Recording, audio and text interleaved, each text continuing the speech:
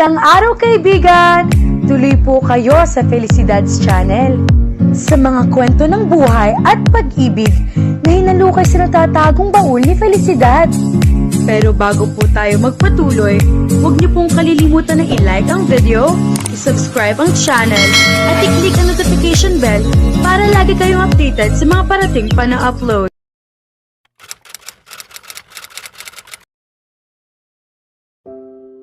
Marahang bumukas ang pribadong elevator ng Escudero Group kasabay ng banayad na tunog ng hudyat. Lumabas si Maxwell, matigas ang panga at mababaka sa kanyang mukha ang matinding determinasyon. Ilang hakbang lamang ang layo sa kanyang likuran si Ryan. Nakaposas ang mga kamay nito at mahigpit na inaalalayan ang dalawang opisyal ng seguridad. Nakahanda na rin ang mga pulis sa kanilang pagdating. Ginoong Escudero, magalang na bati ng namumunong investigador habang inaabot ang kanyang kamay. Nakasisiguro po ba kayo sa pasyang ito?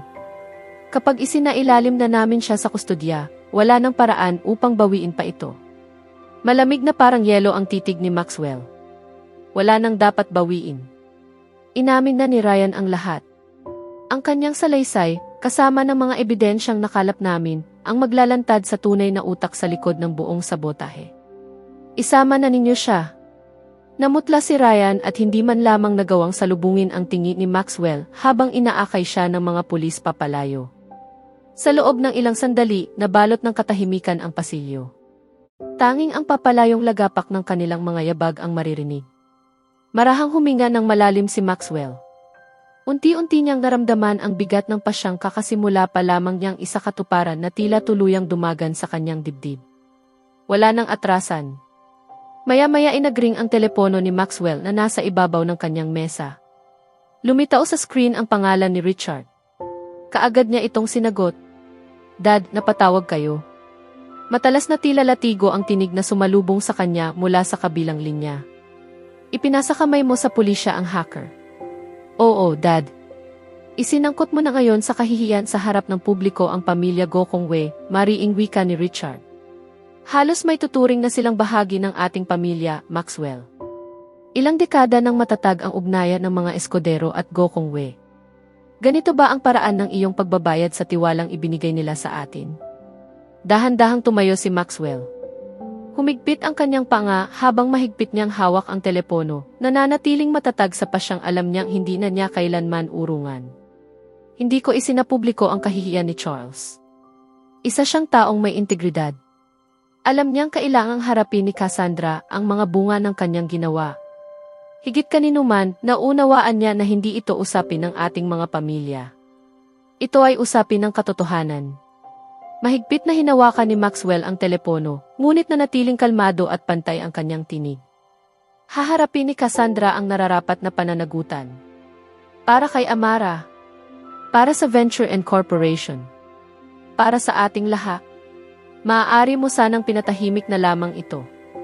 Maaari mo sanang kinulong sa pagitan ng mga pader ng kumpanya, mariing wika ni Richard. Ngunit hindi. Ginawa mo pa itong isang lantad na eskandalo. Tumayo si Maxwell mula sa kanyang mesa at naglakad patungo sa bintana, matigas ang kanyang panga. Kung iyon ang kinakailangan upang makabuo ng isang bagay na may tunay na pundasyon, oo, gagawin ko. Ang katahimikan sa kabilang linya ay mabigat at tila bumabalot na parang kulog na hindi pa bumabagsak. Papalitan mo ba ang lahat? Dahil lamang sa isang babae, malamig at mapanganib ang tinig ni Richard. Hindi siya basta babae, mariing tugon ni Maxwell, matalas na parang patalim ang kanyang tinig. Siya si Amara Cruz. At ang ginawa sa kanya ay mali. Hindi ko hahayaang maging kasangkapan ang ating kumpanya sa pagwasak ng isang inosente para lamang protektahan ang apelyido. Isusuko mo ba ang mga dekada ng katapatan sa mga Gokongwei? Para sa kanya, singhal ni Richard, ang boses ay parang latigo. Matulis at galit na galit. Lahat ng tiwala, lahat ng kasaysayan, lahat ng paggalang sa pagitan ng ating mga pamilya.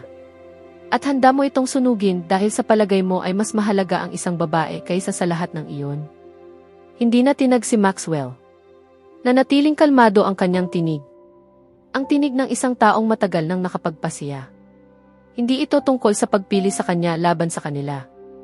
Ito ay tungkol sa katotohanan.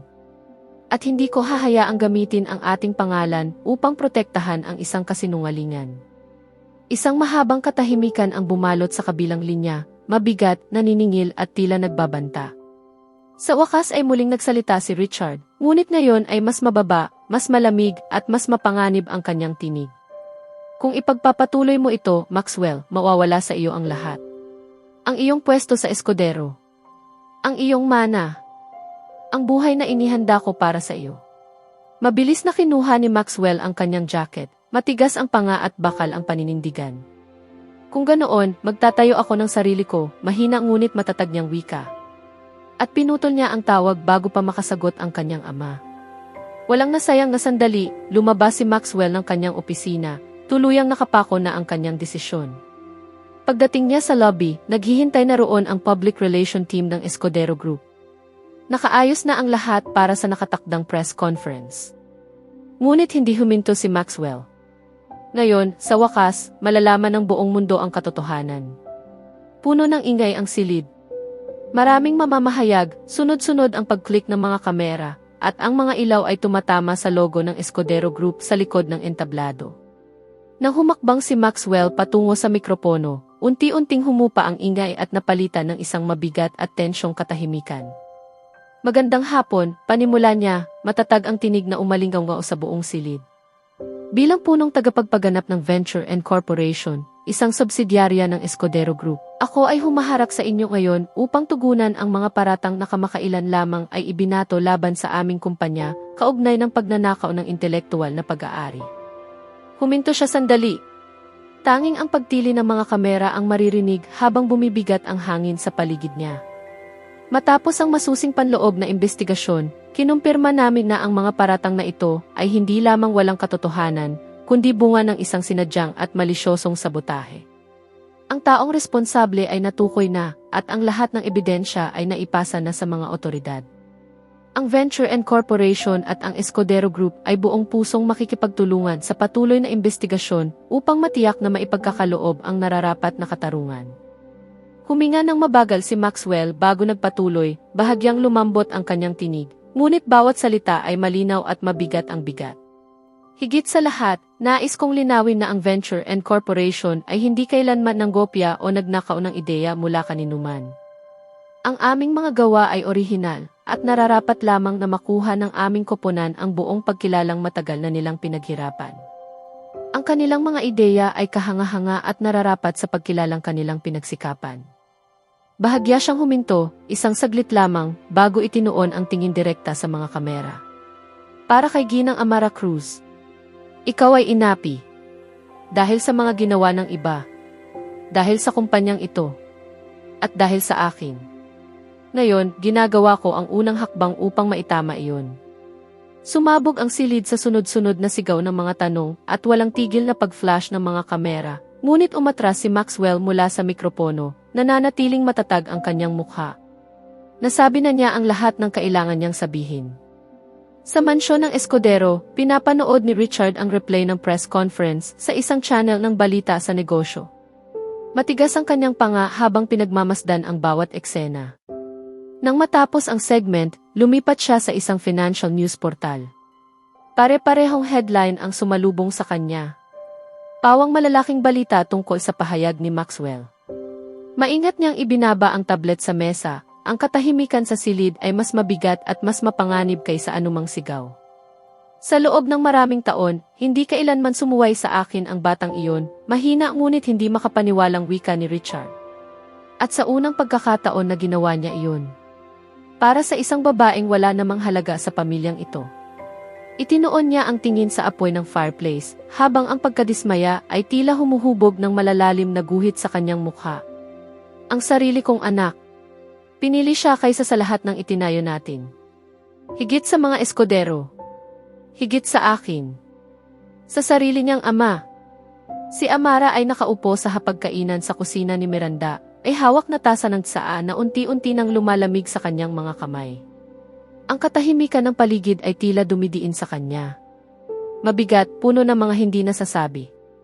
Nasa paaralan si Lucas. Pinilit ni Miranda na manatili muna sila sa kanya ng ilang panahon upang makapagpahinga si Amara sa isang lugar na hindi bumabalot sa bigat ng lahat ng nangyari. Mas mahaba man ang biyahe papasok at pauwi araw-araw, hindi ito alintana ni Amara. Ang pagbabago ng kapaligiran ay kahit papaano ay nakapagbibigay sa kanya ng hinina. Sa sala, naka-on ang telebisyon, mahina lamang ang volume. Muling ipinapalabas ang press conference. Si Maxwell sa harap ng mikropono, kalmado at matatag sa gitna ng nagliliparang kamera. Ang kanyang mga salita ay malinaw na umalinggaw hanggang sa kusina, bawat isa ay tumatama kay Amara na parang alon na unti-unting bumabalot sa kanya. Hindi kailanman nanggopya o nagnakaw ng ideya ang venture and corporation mula kaninuman. Ang aming mga proyekto ay orihinal at nararapat lamang na mapagkalooban ng aming koponan ang paglilinis ng kanilang pangalan sa wakas. Ang kanilang mga ideya ay kahanga-hanga at karapat-dapat sa pagkilalang kanilang pinaghirapan. Para kay Binibining Amara Cruz, ikaw ay inapi. Dahil sa mga kilos ng iba. Dahil sa kumpanyang ito. At dahil sa akin. Ngayon, ginagawa ko ang unang hakbang upang maitama iyon. Huminto ang paghinga ni Amara.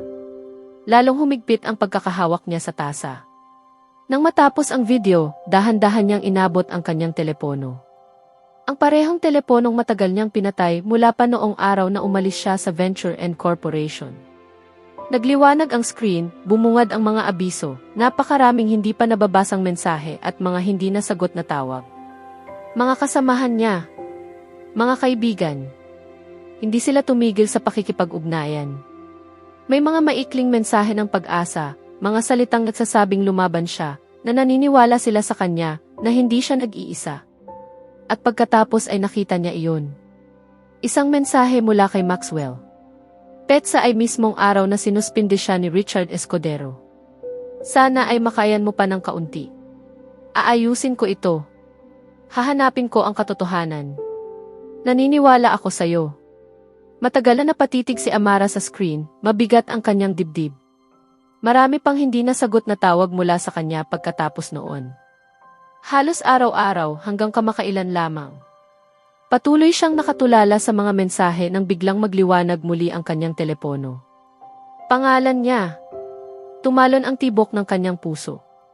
Sa ilang sandali, naisip niyang hayaan na lamang itong tumunog, ngunit may kung anong nagtulak sa kanya upang sagutin iyon. Binibining Cruz. Ang tinig ni Maxwell. Mababa at puno ng pagmamadali. Saan ka? Nag-alinlangan siya, lalong humigpit ang pagkakahawak sa telepono. Napanood mo ba ang press conference? Sunod niyang tanong. Kailangan kitang makita. Pagkalipas ng kalahating oras, tumunog ang doorbell. Humampas ang puso ni Amara sa kanyang dibdib. Dahan-dahan niyang binuksan ang pinto. At naroon siya. Nakatayo si Maxwell sa pasilyo, ang dati niyang maayos at pulidong anyo ay napalitan ng pagod at pagkasira ng hitsura. May bahagyang balbas na tumubo sa kanyang panga. Mukha siyang taong ilang araw nang hindi nakakatulog. Ginoong Escudero, mahina ngunit magalang na wika ni Amara habang binubuksan ang pinto ng kaunti. Tuloy po kayo. Mainit at tahimik ang apartment ni Miranda. Isang maliit ngunit maaliwalas na espasyong may bukas na sala na halatang inaalagaan ng mabuti. May maliit na balkonahe na nakabukas, nagbibigay ng kakaibang katahimikan sa gitna ng magulong lungsod. Inilapag ni Amara ang isang tasa ng tsaa sa harap ni Maxwell at naupo sa kanyang tapat. Ilang sandali silang parehong nanahimik. Binibining Cruz, sa wakas ay wika ni Maxwell, mababa ang tinig. Humihingi ako ng tawad. Sa lahat ng nangyari, naayos ko na ang lahat at ipinapangako ko sa iyo, hindi ko hahayaan na maulit pa ito. Nanatiling nakatingin si Amara sa ibabaw ng mesa. Ang aking reputasyon ay nilapastangan. Ako ay pinahiya noong araw na sinuspindi ako ni Ginoong Richard Escudero. Ang kanyang mga salita. Napalunok siya, pinipigilan ang bigat sa kanyang dibdib. Mas masakit kaysa sa inaakala mo. Bigla siyang tumayo at humarap sa balkonahe. Nakatalikod siya kay Maxwell, tensyonado ang kanyang mga balikat, pilit na kinokontrol ang sarili. Tumayo rin si Maxwell, nag-alinlangan, ngunit hindi tuluyang lumapit. Alam kong mabigat ang mga salitang binitiwan ng aking ama, mahina niyang wika. Sa kanyang ngalan, humihingi ako ng paumanhin. Lumapit si Amara sa isang maliit na mesa sa gilid, kinuha ang isang sobre, at iniabot ito sa kanya. Ito ang aking pagbibitiw, Ginoong Escudero. Salamat sa lahat ng itinuro ninyo sa akin, ngunit hindi ako maaaring manatili sa isang lugar kung saan ang aking integridad ay patuloy na kinukwestiyon. Hindi kaagad ito kinuha ni Maxwell. Nakatitig lamang siya sa kanya, ang papel sa pagitan nila ay parang huling guhit na naghihiwalay sa kanilang mga mundo. Mahal kita, Binibining Cruz. Biglaan ang mga salitang iyon at walang paghahanda. Sa isang saglit, tila tumigil ang oras.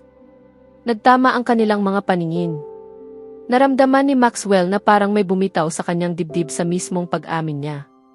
Ngunit si Amara ay tahimik lamang na tumalikod, humakbang papunta sa balkonahe. Mahigpit niyang hinawakan ang malamig na rehas habang pilit inaayos ang sariling paghinga at ang bigat ng kanyang narinig. Dati, desperado niyang nais marinig ang mga salitang iyon mula sa kanya. Ngunit ngayon ay iba na ang lahat. Hindi ko inaasahang ibabalik mo agad ang sagot. Mahina ang boses ni Maxwell, mas banayad kaysa kanina. Ang hinihiling ko lang ay pag-isipan mo. Tayo. Pag-isipan. Mabilis na humarap si Amara, matalim ang ekspresyon. Sa tingin mo ba isa itong uri ng kasunduan sa negosyo, Ginoong Escudero? Isang bagay na maaari kong timbangin at pirmahan na lamang. Nanginginig ang kanyang tinig, ngunit hindi iyon takot. Kundi galit. Alam mo kung ano ang pinagdaanan ko. At nagsimula ang lahat sa iyong dating kasintahan. Kapag nalaman niyang may namamagitan sa atin, sino ang makapagsasabi kung ano pa ang maaari niyang gawin? Hindi ko hahayaan na saktan kanya, mariing sagot ni Maxwell habang unti-unting lumalapit. Marahan niyang hinawakan ang mga braso ni Amara, ang kanyang presensya ay punang init at pag-aalala. Poprotektahan kita. Mula sa kanya. Mula sa lahat. Magtiwala ka sa akin. Hinawi niya ang isang hibla ng buhok na nalaglag sa mukha nito, ang haplos ay halos parang sagradong pag-aalaga. Gusto kong magtiwala, pabulong na wika ni Amara, habang sumisikip ang kanyang dibdib. Pero hindi ko kayang mabuhay sa mundong ito ng sayo. Ang digmaang ito ng mga pamilya.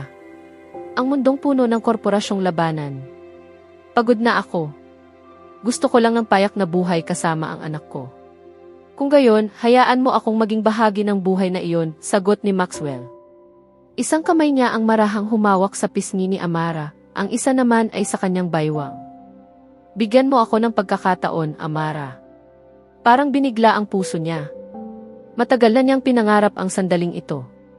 Siya. Ngunit hindi ganito. Hindi sa ganitong sitwasyon. Hindi habang pagod na pagod siya.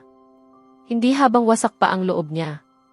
Hindi kita minahal, Ginoong Escudero, sa wakas ay wika niya, pilit na inilalabas ang mga salitang mas malamig kaysa sa tunay niyang damdamin. Hindi ko alam kung saan mo nakuha ang ideyang iyon.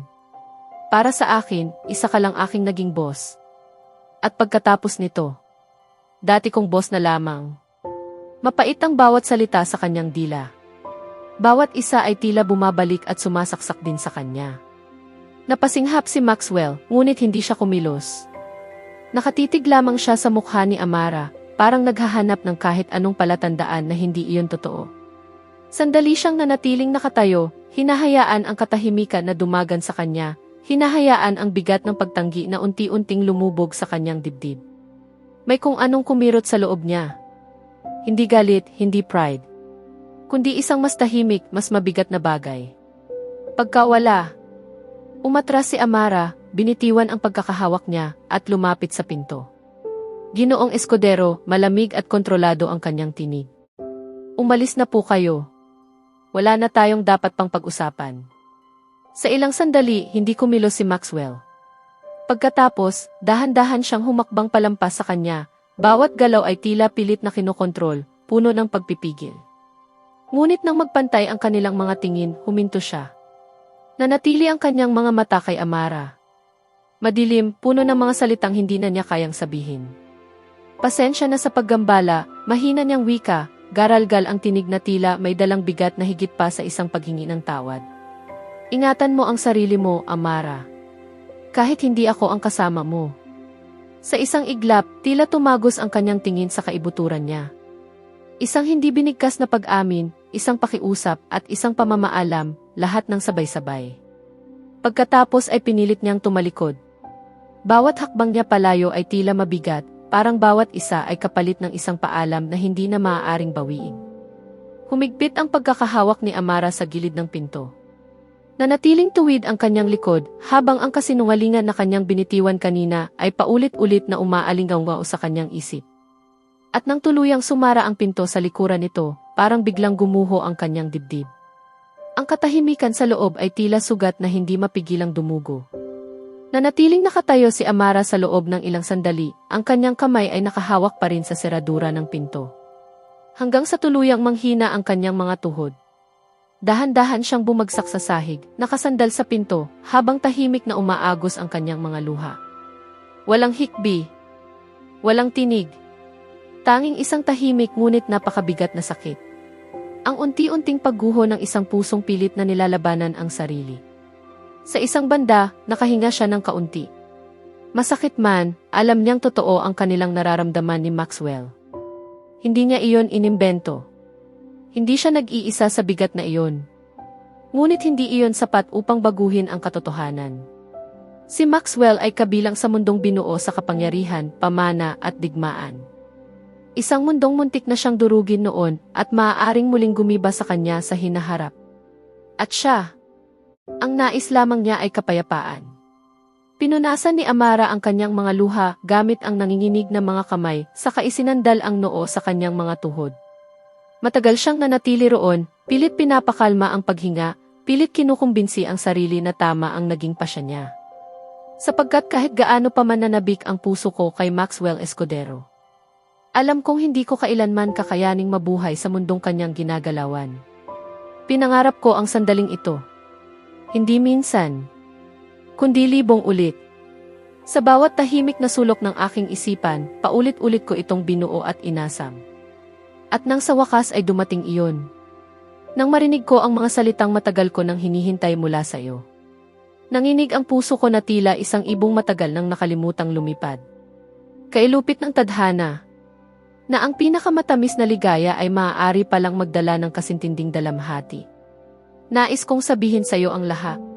Kung paano ko itinago ang pangalan mo na parang isang tahimik at banal na panalangin. Kung paano ko niyakap ang alaala mo sa bawat gabing naging malupit ang mundo sa akin. Ngunit ipinagkanulo ako ng sarili kong tinig. Nagsinungaling ako. Hindi dahil nais kitang saktan, kundi dahil hindi ko na alam kung kaya ko pa bang mabuhay sa gitna ng isa na namang digmaan. Masyadong maningning ang mundo mo. Masyadong maingay. Masyadong mabigat. Samantalang ako, isa lamang akong marupok na abo na pilit kumakapit upang hindi tuluyang tangayin ng hangin. Kaya sinabi kong wala akong nararamdaman. Nasaksihan kong unti-unting naglaho ang liwanag sa iyong mga mata. Pinagmasdan kitang tumalikod. At sa bawat hakbang na inilalayo mo ang sarili mo sa akin. Para bang unti-unting gumuho ang lupang kinatatayuan ko. Kung nalalaman mo lamang, hindi kita itinulak palayo dahil kulang ang pagmamahal ko sa'yo. Itinulak kita palayo dahil ang piliing mahalin ka ay mangangahulugang tuluyan kong wawasakin ang kakaunting bahagi ng sarili kong natitira. At ngayon, narito ako, nakaupo sa katahimikang iniwan mo. Yakap ang kirot na tila isa ng banal na alaala. Paulit-ulit kong ibinubulong ang pangalan mo sa gitna ng katahimikan. Sapagkat iyon na lamang ang natitirang lakas ng loob na kaya kong ipagkaloob sa sarili ko. Sa susunod na kabanata, habang pilit tinatanggap ni Maxwell ang masakit na pagtanggi ni Amara, isang hindi inaasahang hakbang mula kay Richard ang muling magpapayanig sa kanilang mga buhay at magbabantang tuluyang paghiwalayin ang kanilang mga landas. Samantala, isang bagong revelasyon ang mabubunyag na maglalagay kay Amara sa isang napakahirap na pasya. Ang manatiling ligtas sa malayo o muling harapin ang mundong pilit niyang tinalikuran. Kaya abangan natin,